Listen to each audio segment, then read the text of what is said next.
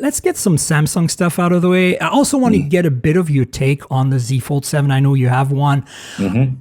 We've covered it to death, but I kind of want to focus on maybe things like, durability and repairability, because those are some of the things that now that there've been some torture tests out there and some people taking them apart. And what's been your experience with durability, for example? Like, have you dropped your device? Is it fine? If you haven't, how do you feel about the hinge? I actually haven't dropped my device.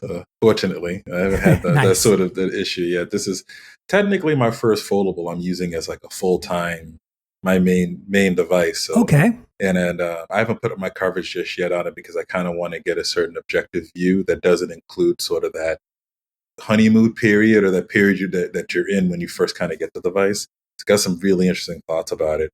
But the hinge has actually been good. It's one of the things that I remember when I know they changed the hinge because they showed that at the event that they made some improvements to it. And one of the things that I first noticed that it was harder to open it, like not super hard, but because there's no indentations on the sides of the phone. Agreed. It's a little harder to just open it and pop it up. You get used to it, but that was one of the things that I noticed. The hinge itself isn't noticeable. Like I was watching some content yesterday at a bar, and I just kind of opened up the phone full on, just right there on the bar, leaned it on a lamp or something like that, and it looked just fine. I didn't notice the hinge or anything like that, which is kind of probably the lighting in there is the ideal setting for that type of situation. Yeah. But overall, I think it's been good. I haven't had too many problems with it. That was just the one thing I just noticed with it. I know some people might complain because you'll see the hinge and if you put it directly on the screen, you're going to see that sort of hinge line in between there. But I don't think that's something that's unavoidable right now. I know there's talks of newer tech coming out for the future phones that are supposed to kind of help with that. But for me, it's been a good experience. So it's interesting. I didn't realize this was your first foldable, in a serious use case for you, right? Yeah. So that's actually a pretty awesome way to start, dude. Like you're hitting it right into 7 years in or 6 years in, 7th gen. Look, the thing that's interesting to me is I did not have the first one, but I've had pretty much some minimal time with the 2, 3, 4, and then proper time with 5, 6, and obviously 7. But then because I get a lot of the Chinese market phones, I've had time with all the Chinese phones. And this is going to sound like a broken record for people who have listened to the podcast for the last 4 shows or something, but the Chinese have been way ahead of Samsung, and Samsung's really just catching up. The dimension, right? I've noticed that too. Yeah. You're very aware of that. So the dimensions of this phone are awesome, like thinness, weight, whatever, but they are only, weight is still better than anybody else, but by very little.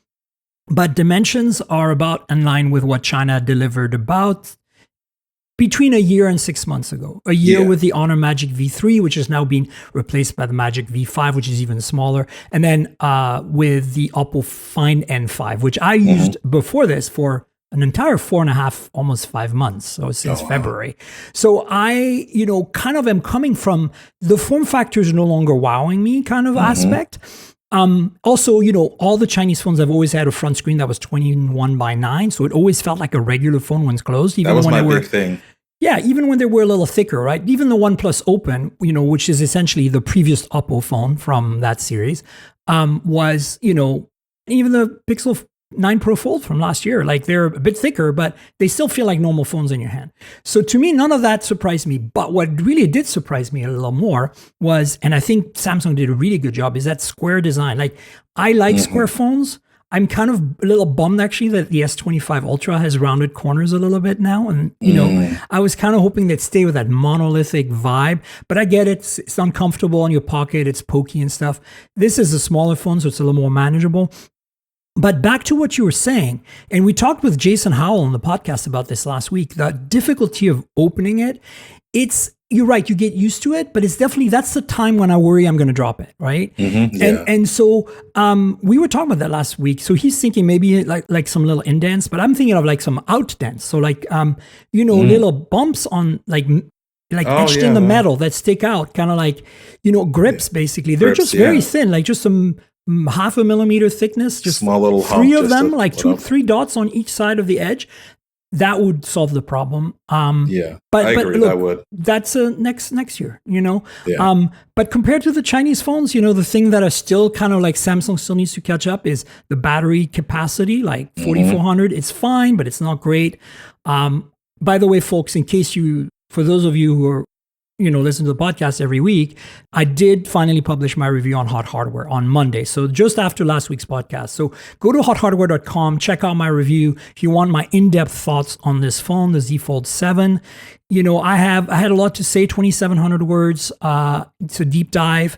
But my big thing about battery life was, it's barely squeezing by. Like, it's actually worse for me than the Edge because I use the inner screen a lot.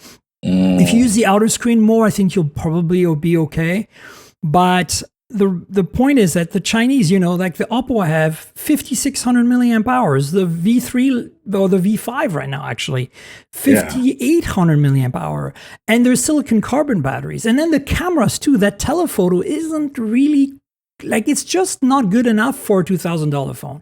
And I feel like, when the Chinese are delivering like these 50 megapixel, 3x or 5x telephotos, and even Google with their relatively small 10 point, whatever it is, 8 megapixel telephoto, it's a 5x. And it's got all of Google's image processing goodness in there. And so it's kind of sad to say that, but the main sensor is amazing on the Z Fold 7, and they should have kept it to that. They should have actually removed the telephoto like they did on the Edge and just let it be and said, next year we'll do the telephoto again. But I know that they couldn't because they would look bad, right? $2,000 phone without telephoto.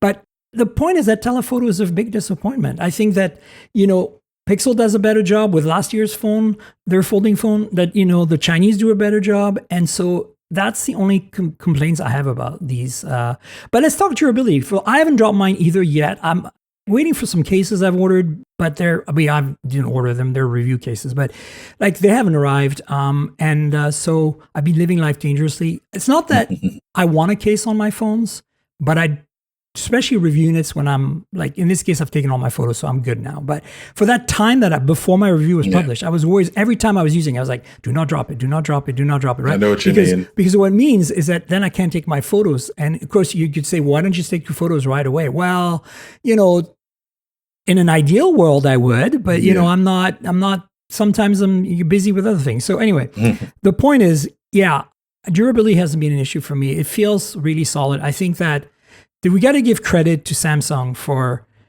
I feel like they're making the most durable foldables right now. Like, I mean, I'm a big fan of Moto. Personally, I would pick the Moto Razr over the Z Flip first. Still, especially the Razr Ultra, which I have. And I've reviewed them all of the last few years because of the ability to actually use the front screen with apps. But that being said, you can feel the hinge difference. It's good on Moto. Like, don't get me wrong. I wouldn't say don't buy a Moto because of durability. No. But the Z Flip, you feel like you could throw that thing around without a case all day long and nothing bad would happen to it. Well, I'm not quite sure the Moto would survive, especially, we've seen what Michael Fisher's experienced with his Motos, with the front screen, the cover screen, shattering and stuff. So I think they've nailed that. And then, we've seen, and I think I mentioned it for the Fold before, but now we have a flip test done by JRig Everything, Zach. And Zach, as we know, is the torturer of all phones. Oh, yeah. And you saw the videos, right? Like, he tried to bend them backwards, both the Fold and the Flip 7, and they wouldn't belge. Like, I was like, what? Well, I'm sure Samsung's engineers were specifically targeting him at this point. Like, that's not a bad strategy, right? Not a bad strategy at all, because he's so well known for that. Like, a bend test is like something that if you say that, he's going to be the first thing that pops up in the Google durability test. He's probably going to be the first video that pops up in Google. So to try to pass a test from him isn't a bad idea. And I think they did great improvements to this hinge, quite a bit with it. Battery life for me, when you were talking about it, has been fine for me. But I'm also an outer screen person, more so than inner screen person. And this is literally this Fold 7 would be the first time I'd feel comfortable using a Fold because of the outer display. Because you're right. Because it's actually usable. It's actually usable. Most foldables prior to that have this awkward dimension outer screen that just it's not it doesn't feel Well, like it a was phone. really only a Samsung thing. Every Yeah. other, I mean, the first Pixel was passport shaped. The first Yeah. Oppo was also passport shaped. But Passport shaped. other than that, everyone in China aligned on a 21:9 standard And that's aspect just that's ratio. the that's like the standard aspect ratio that we're Yeah. all used to. So it's like I've Like when never this, understood why Samsung went in this weird direction. 100%, especially last year with the Z Fold 6, because everybody had already shown the way. Like at that Yeah. point, like, Come on, yeah. come on. Like, how could you not anticipate when you were planning this phone, And looking at the competition? to me, the big thing now I'm thinking about it, they're missing is super fast charging.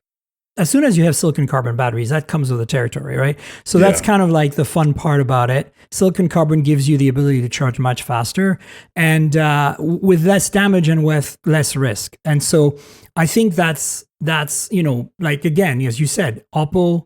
That one charges at 80-watt wired, 50-watt wireless, right? I believe the Magic V5 is 66, and so I think that's something that when Samsung decides to go next time on a better, bigger battery capacity, they also need to at least give us 45. Like give us this 45 should be the minimum on these because all your 100%. devices have that. All your chargers. I don't even know why there's no 25-watt chargers at this point anymore. Yeah. Because I've tested the 45-watt charger on their phones. They don't go past 35 anyways. I know. Exactly. So it's like you should just be selling that by default. That should be on every one of your devices. Even if you're not going to expand the battery or change the battery tech, at least give us a super fast 2.0 on there. Yeah. We are so far away from the Note 7 Samsung. I know there's still nightmares of that, but we are so far away from that now. Like they should feel comfortable in being able to make that work. That gripe is one I have. And the other thing is I have to gripe with the cameras. To me, there's no excuse why this can't have the same cameras as the Ultra for the price point. And if it has to be a slightly thicker phone, then that's fine. But for this price point, you can't. And I'm an Ultra user, so my perception of this is going to be different coming from what technically is Samsung's flagship phone, because the Fold isn't their flagship device. Technically, their biggest flagship device is the Ultra. So, like for somebody like me, that they want to transition, most likely to transition over to something like a foldable as an Ultra user, you got to make sure everything matches up one for one. And I think that the camera, it's good. Don't get me wrong, it is good, but there isn't, to me, a reason why that shouldn't have matched up to what on the Ultra onto the Fold. Look, you nailed it. I think it's true. And I would caveat that as somebody who's observed the Chinese is that they are very close to flagship, but they always have to do a little less because of the thickness. But here's the thing. The reality, and again, I have an S25 Ultra as well. I've had every Ultra phone before that. Not as my main, because I'm a Pixel as my main. But the point is, as a person who's had every Ultra, I feel like there's one camera that we don't need on the Ultra anymore. And that's that 3x. That's the same 3x telephoto. That useless 10 megapixel. That 200 megapixel sensor goes all the way to 4x, no problem. Then have that 50 megapixel 5x take over. That's what we need next year. And I really hope they can adapt to that because the Chinese have done it. Like, so, and they've done it. Here's another thing that we can go into: the lack of S Pen support. Oppo has active digitizer front and back. Now you have to buy their pen. It's an accessory. It's as good as the S Pen was. It's just they have it built in. Same thickness, same size. So like, come on, Samsung, let's go with the program here. There was no reason to. Especially when Samsung is the poster child for the S Pen. Like if there is one company you associate with making a pen capable phone with really good pen capability, like iPad level pen capability, it's Samsung. So now, they're removing this feature because I think they couldn't fit it in. Like, honestly, I think it'll come back. But the fact that they did that, like, it's pissing off a whole bunch of people. It's the way they did it and the way it's not even the way they did it. It's the way they presented it to the public. Right. It was the problem, is how they kind of didn't say it. It was just like when they took Bluetooth out the S Pen. It's like they kind of just that was so stupid. They didn't say anything towards it. And yes, it is a niche feature. I get that. But it's like you got to kind of present it in some way to say, hey, we couldn't fit this, or hey, we took this away, or hey, we added this instead of that instead, or like swap something in place of it in some way, shape, or form to soften the blow, to say that, hey, this is the reason why, or we couldn't do certain things. Giving the very statistical survey answer is, and you really didn't even put that in a press release. You just told the media that, and then the media and relied on them to deliver that information. I'm like, well, you're Yeah. gonna get the more dramatic negative side of that if you're relying on us to put that information out there, especially if you don't have anything properly prepared for it. Yeah, for sure. The other thing that annoyed me related to this whole Ultra conversation is Ultra. They used that word. They threw it around. They were like Ultra on all the ads, and I'm like, there's nothing Ultra about this phone. I'm sorry. Like the only thing Ultra about this phone is the form factor, the weight and size, and you're only catching up with the competition. So come on, like kudos for that. It's a great phone. Ultra is my favorite phone. That's my mainline I phone. gave this phone. I'm a Note user, so that's it's my thing. I gave it editor's choice. Like I think because here's the thing, right? Like we can talk about the Chinese phones all we want, but the reality, most of them have to be imported. Some of them are not even available as international phones, so they don't have international ROMs, which is a problem. I mean, they get the Google stuff, but it's just you get all these Chinese apps and weird stuff to deal with. The common user just there's so much more work there's so much more resistant there. Regardless of where you get it, say you buy it in Dubai and it's the Western version of the phone, you still don't get warranty, you still don't get support, you still don't get screen replacement, you still don't get the carrier tie-in. Like bands work, I've tried them. Like my Oppo works fine. As long as you're not using Verizon, you're good to go. But like my point is, people are using Verizon. So now they have a phone that's the same level of, awesome sexiness, if you want, in terms of design, right? So all of that is valid. I want to go back to durability and repairability. Actually, repairability isn't something that we haven't talked about yet. And iFixit, of course, took this phone apart.